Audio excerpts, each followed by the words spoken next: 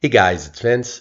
Today in this video, we're going to be covering, unfortunately, a channel that has just been started, and once again, we have a content creator providing mass amounts of misinformation. Now, this video really has to be seen by my audience to once again understand the frustration as a vendor doing this well over a decade just online and looking at what we're talking about in the previous videos of all my CNC fail video series. I want you guys to keep in mind, if once again you have your own career, what it's like to have somebody like this start spewing misinformation to everyone. And what's really sad is they don't do any research after the fact, because you never see a follow-up video where it's like, hey, you know what, I actually took time this time to go through the information I've provided in the first video. I'm not going to talk anymore. Let's jump right in, and once again, the obvious will be seen. Hello there! If you're looking or thinking about starting a plasma cutter, CNC plasma cutter, CNC mill, etc., and you're not sure which board to go for, I highly suggest watching this video. Because I've spent a lot of money, a lot of time, and a lot of headaches trying to do various things, various methods, various boards.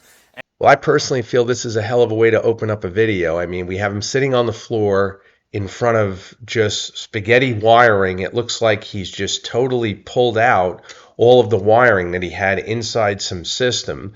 The shop is filthy. The environment itself doesn't look safe. I mean, there's electrical leads everywhere. I mean, he's got multiple boards that he's planning on discussing. Think about these videos, guys, and the presentation these creators are trying to offer you. I always say that, and I always want you to think, what is the premise behind the video? Is this really to help you? Because to me, all I see is mass confusion, and this is just the opening. So let's see where this goes. But when you see videos that look like this, we should be seeing that giant red flag.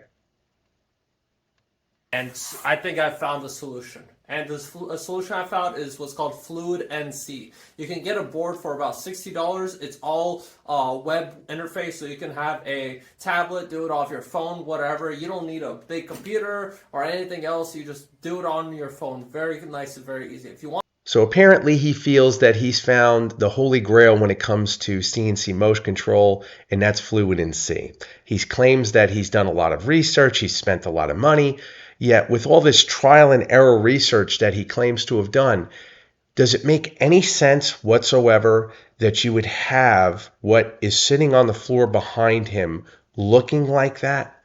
Does that project to anyone out there that this guy understands this actual genre at all?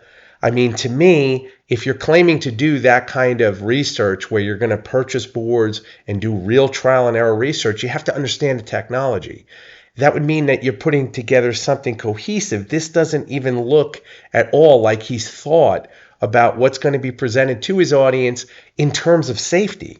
Just look at what we see here, and this defines why I'm telling you, you sometimes have to see these videos to believe they exist. You can connect via USB, but otherwise it's very great.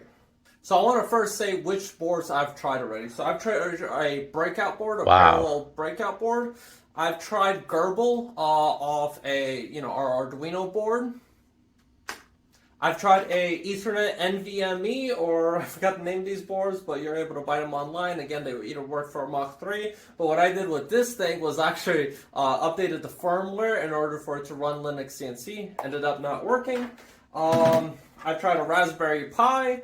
As you see, I've used this big computer, and I've got this small mini computer. And I also have a $150 board over Ethernet CNC controller for Linux CNC on my CNC mill.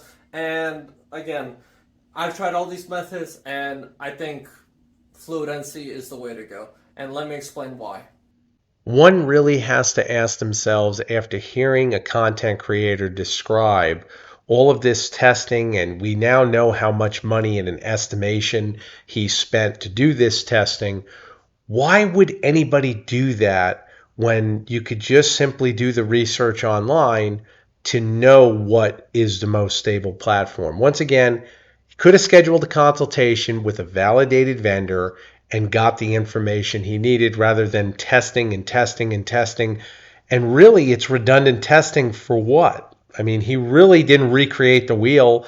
There's no real benefit here other than the fact he's spending a lot of time and money. And I don't know many individuals who, once again, are serious about a business that have a lot of each of those to spend. So watching this is absolutely terrifying, and it should be for many of you because, once again, we're back to a new content creator dispersing this information. Let's see what transpired in his mind to make him think, once again, fluid in C is the holy grail. Let's see where this goes. So the first issue with Gerbil, that was the very first thing I tried. And the issue with that and plasma cutting is that the arcs, and because you're plasma cutting, and it creates arcs, high frequency interference, and it just messes with the USB ports. Well, now this is really interesting. I can honestly say I told you so because I've done at least 26 videos where I've covered how universal serial bus, also known as USB, is certainly not a stable platform when it comes to CNC production robots. To confirm that statement, I'm going to put on screen once again the email direct from Balzis, lead engineer at CNC Drive, who manufactures the world-leading USB motion controller, which is the UC100. Many of you know what that is. It works with UC CNC, Mach 3, and Mach 4. And the bottom line is it all stemmed around that controller experiencing issues with disconnects. And many guys know, if they've used that controller, what I'm talking about. Now, most guys naturally understand by now you shouldn't be using USB with any CNC robot, let alone the Elephant, which, again, when it comes to CNC, nothing is worse than a plasma cutter when it comes to electromagnetic interference because of the amount of power that the torch actually is pulling. The thing to keep in mind is, and I cannot emphasize this enough, I always find it interesting when a content creator decides that now is the time to do a video on the aha moment that they think that they've come up with, when what's really interesting is how much time and money and resources this gentleman has spent doing this instead of just investing in the right amount of research to begin with. I just don't understand that, why somebody would continuously act as if now they've got the solution and somehow they're an expert in the field in what they consider to be a stable production robot, when it's apparent he's already openly admitted to having three to five boards right there that he really doesn't understand what is wrong with the robot other than USB is not stable. And he's determined that himself, but I'm really grateful in the sense that he literally confirmed everything I've told you. So think about how ironic it is. Not only have I done at least 26 fail videos that have discussed how USB is basic crap when it comes to CNC, but a guy who is a content creator who obviously shouldn't be doing this video, I also agree with, because he's telling you out of his own mouth and confirming exactly what I'm telling you. You'll get disconnections, bing, bing, bing, bing, and it does not work. Gerbil does not work with plasma cutters. You're able to get some plasma cutters. I did notice that with my new plasma cutter, I don't have that issue, but still, it's not a reliable thing. Over USB connection is a terrible, terrible way to run a CNC machine. Well, let's make sure we don't muddy the water with, again, him not being clear about not using USB with any plasma system. You got your high frequency EMI that's generated from a plasma cutter. And of course, there are some newer versions that are coming out that are supposed to have a lower EMI, or supposed to not produce any high frequency EMI. Guys, let me tell you the truth. There is no piece of electronics presently developed that generates no EMI. So if you're willing to take a risk and go through building a system, spending thousands of dollars, however many hours it takes you to do it, and then you run into an issue, guess what? You got to start all over and troubleshoot the system from the ground up. Or you do it right the first time, don't half-ass it, and all of a sudden you have a magical system that produces thousands of dollars if you know what you're doing. That's fact. See, to me, I'll never understand this logic where a content creator / YouTuber / AKA a business startup would take this amount of time in doing anything to find out that their work has been mitigated by ignorance. It just does not make any sense to me. This is not a trial and error field you want to go down if your time and money is valuable, because in my eyes, they're both one and the same. You'll figure that out later on as you go, but that's a fact. Okay? So think about what I'm telling you. There is no difference in what plasma cutter you use. Your system is still susceptible to EMI, and it doesn't take much to corrupt those signals. Watching YouTubers like this, watching anybody on the forum, which again, at least this guy was brave enough to do a video, put his face out there, show you his shop, that takes guts. I mean, to see somebody on a forum who really has no responsibility, never comes forward, really you have no idea of who this person is. I've said this millions of times. You wouldn't take medical advice from a person like that, but for some reason, when it comes to your pocketbook, most of these people find it okay to listen to them. Stay out of forums, stay with validated sources to assure your money is safe. And I've had many instances where I'd send a run or a command and it wouldn't stop. It just keep going. That's exactly what I'm saying. CNC machine, that's dangerous. Accidents can happen very easily. So that's when I switched over to this parallel board, because this parallel board, it uses this type of connection. All right, guys, the board that he's discussing is a DB25 parallel port breakout board. These boards are excellent for stability. They're a little older technology, but that doesn't mean that they are degraded as far as how they perform. There's this misconception that you have to have the latest iPhone to make a phone call. And I don't understand why this idea has come about, especially with CNC robotics. But the bottom line is the technology really doesn't change much. So if you're tight on money and you want a very stable platform, a DB25 breakout board, once again utilizing an LPT parallel port on your computer, is excellent for a stable platform. Now, that being said, the limitation is it's older technology. You're not going to have the latest support with Windows 10, Windows 11, and again, those feature sets around that. There are guys that'll say that they have workarounds and some may work, some may not. I'm talking about in general feature stance. These are not going to give you that latest and greatest operating system ability to stay with the latest updates. That being said, that's where Ethernet comes in. Ethernet is going to allow you to use a Windows 32-bit or 64-bit PC, either architecture for operating system, and give you the optimal signal transmission that you're looking for with bulletproof stability, because again, the frequencies involved are not nearly as susceptible to EMI. That being said, they should still be protected because they are your signals, and therefore that's why I do use EMI filters on my UC400 turnkey packages. But when it comes down to using Ethernet, that is the most expensive protocol to use, and it's going to give your robot the most stable platform for signal transmission. So if you're using it for a business, or if stability is utmost, which most guys are, I don't care if you're claiming to be a hobbyist or you're claiming to be a business, then you want to stay with that as your controller. And it's a lot better than USB. The problem with this connection is you're gonna need a very old style computer. I bought this computer online. I think it was like $100. Right now it goes for like $120 or $150 for a set.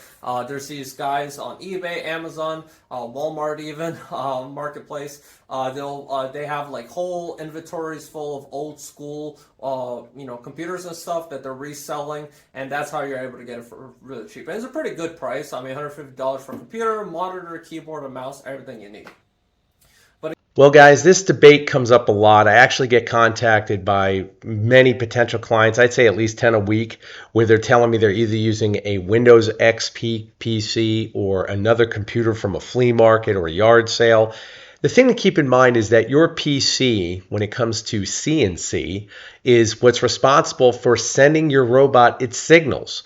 So why you would ever want to cut corners on the main intelligence of your robot will never make sense to me.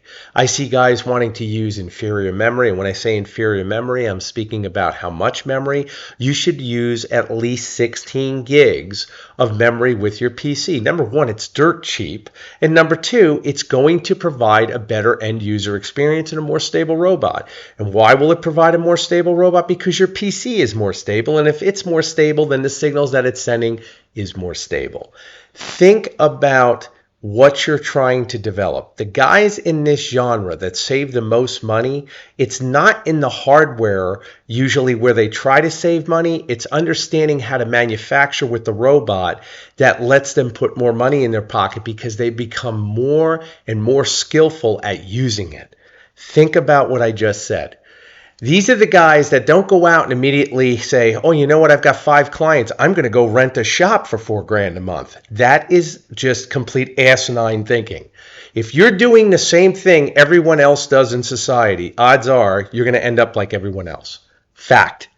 Think about what I just said. If more people thought like that, you would find out that that's why most small businesses fail. The guy that sits in his garage or a spare bedroom or a shop on his property that he's already paying for, those are the guys that understand business because they understand how to utilize the space that they have to make money with, and they're already paying for it. So it's not costing them again and again and again. That is the exact reason I have a shop on my property.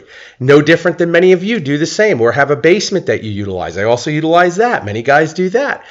Do not be in a rush to get yourself into the small business, quote unquote, area where most of the genre go to. Okay, you're not a doctor, you're not a lawyer, you're producing products. If you're producing products, you start small and stay as small as required to grow. Think about what I just said. It's very powerful, but either way you look at it, be very cautious when it comes to cutting corners on your PC. It is super, super important when it comes to CNC. Again, for that system, you're spending $150. Yeah, just like most of these content creators, it's all about money, guys.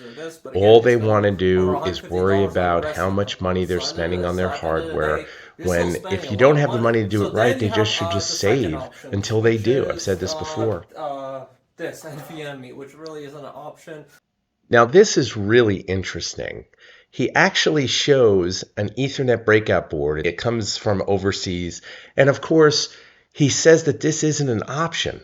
Now, I'm not understanding what that means, but out of everything he's shown his audience, that's the best option that would have provided him the best stability for his robot.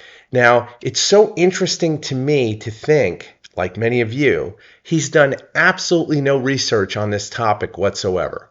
Had he done any research, he would have found out Ethernet is definitely going to be the way to go with a plasma system.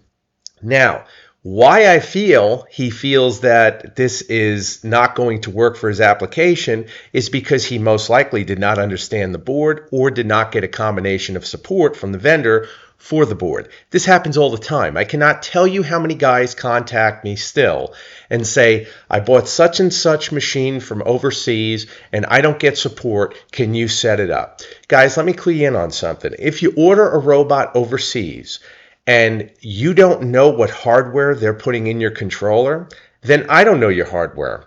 If I don't know your hardware and you don't know your hardware and they're not supporting it, you don't know what step and direction signals are required for automation to go to your drives and communicate with them. You have a paperweight. And I don't know why so many guys are shocked when that happens. It happens all the time. And they think that importing from overseas is very easy to do for some reason, and it's not. If you don't speak Mandarin and if you don't understand the culture you're dealing with, you will have a very, very high probability of getting screwed. And that's the nicest way I can put it. I mean, you're giving people thousands and thousands of dollars for these robots. And mind yourself that if your intelligence doesn't match when you have that kind of money and start giving it to strangers overseas, you can easily get burned. And you better pay in a fashion that naturally is going to give you some form of protection. I say this all the time. Matter of fact, this week alone, I believe I've gotten already six emails on a similar situation where, once again, potential clients have purchased machines overseas. We can't get it to function. We can't get it to run. It's unstable. It goes down the rabbit hole. It costs thousands of dollars to rectify. Even if we're just doing a general board replacement, you still have to go in, rewire the system, and if you have no experience, then that goes down a rabbit hole. It's a complete domino effect. These are the guys, these are the ones, these content creators or any influencer for that matter who wants to pretend that they understand this genre. It just deters from the fact of what real videos are out there by validated sources.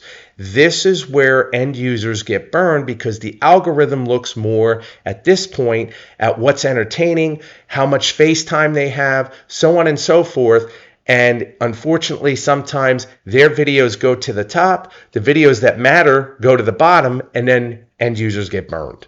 So I'm telling you right now, be very, very cautious when you're taking advice from people like this. Because the fact of the matter is, and I've said this before, if you end up getting burned in any way, in any investment that this guy tries to persuade you to invest in, meaning for hardware, then you have no accountability to him at all.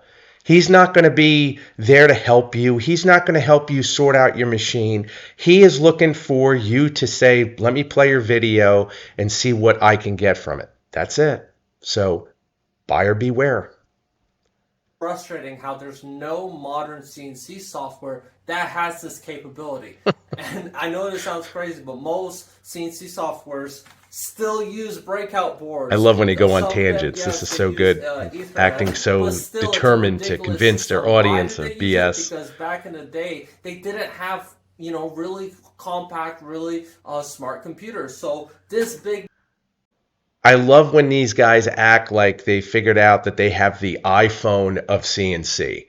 Like, for some reason, they feel that the wheel has been reinvented because he found a software/hardware combination that he likes. The bottom line is, in over 3 decades, this technology really has not changed. In that, a breakout board that communicates from a PC, transpires the signals from the PC, and then sends those signals over to the stepper drives or servo drives for those guys that gotta have servos. And bottom line is, you say, I want to cut a circle, and it'll cut a circle. And if it's calibrated correctly, it's going to cut that circle out to the proper dimensions, whether it be in imperial or whether it be in metric. Fact.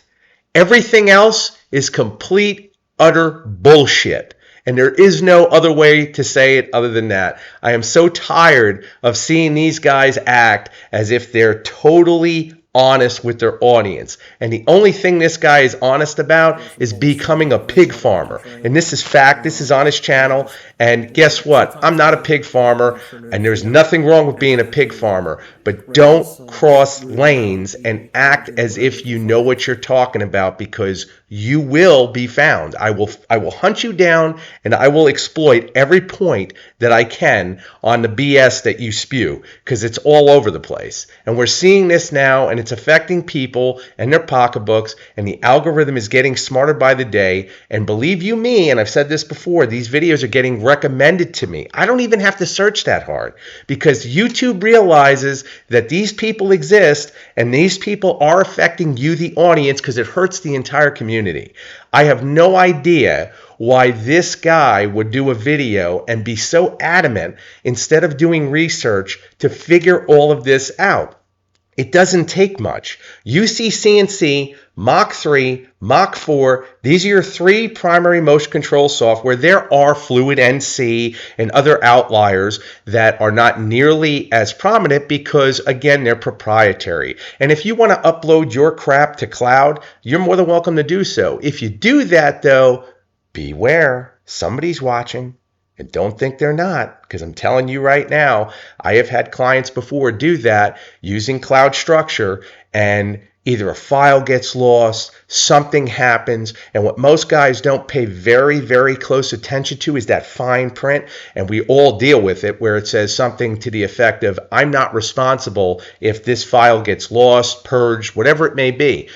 Be careful of what you're listening to.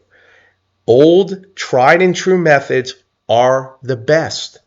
This is not an iPhone. This is not you trying to develop something that gets you out of the matrix, so to speak, of where CNC is. All most end users should be looking at is stability, reliability, and consistency. If you have those three, you'll make money. And I want to show you how easy it is to, Oh my start God. up Fluid NC. So we're just going to plug this in. As you see, it's starting to boot up. And on our web interface, I already did this, but it's like I said, some things have to be seen.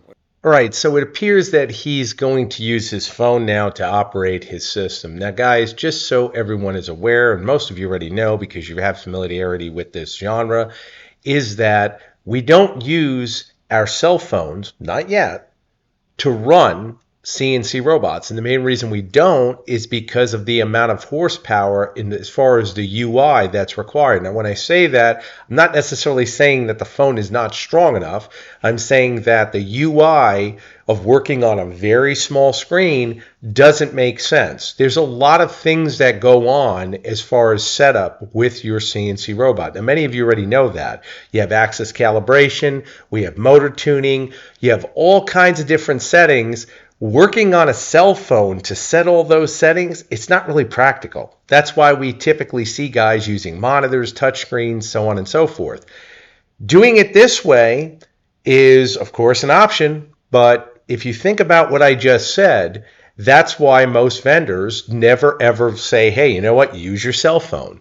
Because again, you'll find out that if you're going through menus, you're going to be limited. Why are you limited? Because again, the UI is limited. When we see applications like this being used in lieu of actual motion control software, we are seeing mass limitations to the end user. And when I say that, the simpler motion control software gets, in order to make end users adapt to it faster, usually we see features being eliminated. And if you're willing to take the time to learn most of those features that are eliminated, it really benefits the robot. So think about what I said. Oops, there we go. But it is moving. I should probably stop that because I have no clue how long it is moving. I just need to calibrate. I love how he sounds so surprised. Plug this in, but yeah, I am happy. As you see, it is churning. So, I mean, I literally this is the first time I've ever booted this. Did you guys catch it? I'm sure you did. Put it together. In the beginning of the video, if we go all the way back, he was very confident about the breakout boards that he discussed and how bulky computers are and motion control software is archaic and he's got the solution. I mean, this guy sounded confident, like many of them do.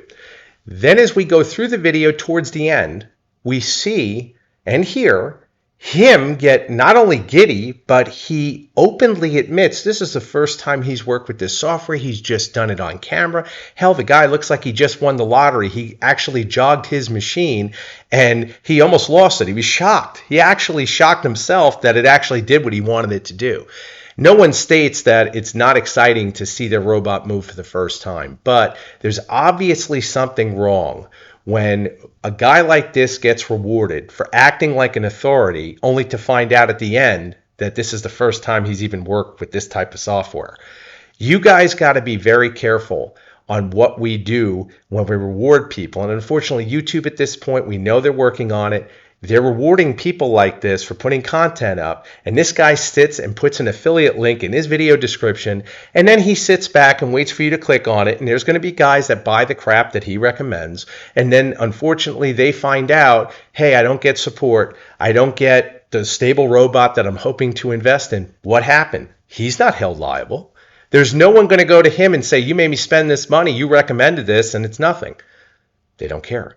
They have no reputation. They have no business model. This guy does what he does, and he puts his links in there, and there's no accountability unless you hold him accountable.